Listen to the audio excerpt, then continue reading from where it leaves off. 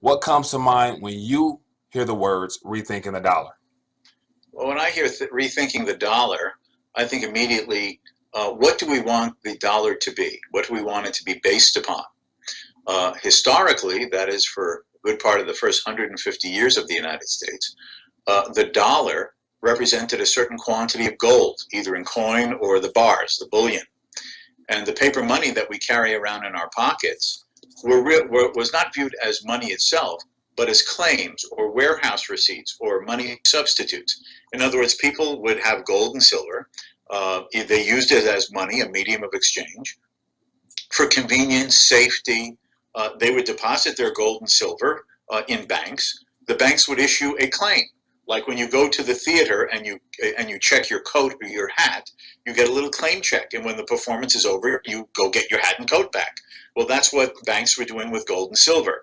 And what we now call these notes, these Federal Reserve notes, the paper money that we have in our pockets often, originally, those were just claims or money substitutes. Now, sometimes when a bank or a series of banks in a city, a community, had developed a certain degree of reliable reputation, brand name reputation, rather than constantly having to run to the bank and cash the notes in for the actual gold or silver money to then go make your purchases in the marketplace, people would accept these notes as good as gold in an exchange. And the person who sold you something in his store would feel confident that he could turn in those notes that you had exchanged to him for whatever he was selling you to go to the bank to actually get the gold and silver money.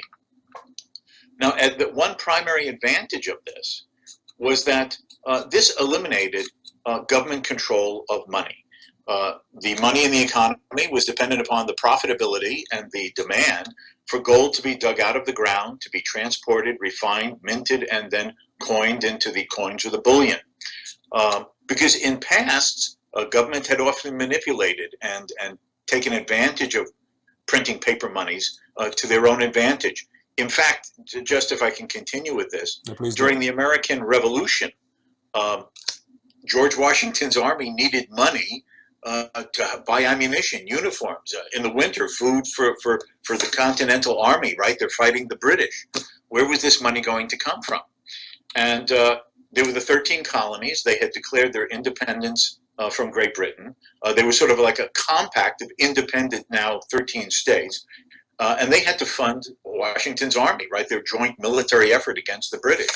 The problem was that they only had so much tax revenue from the parts of the country they controlled that the British weren't continuing to control or occupy.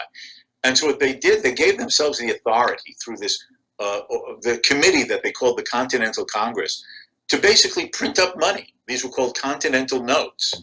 And to fund a good part of Washington's fighting of the British, they just printed huge quantities, millions of dollars of these Continental Notes, which caused a huge paper money inflation during the American Revolution.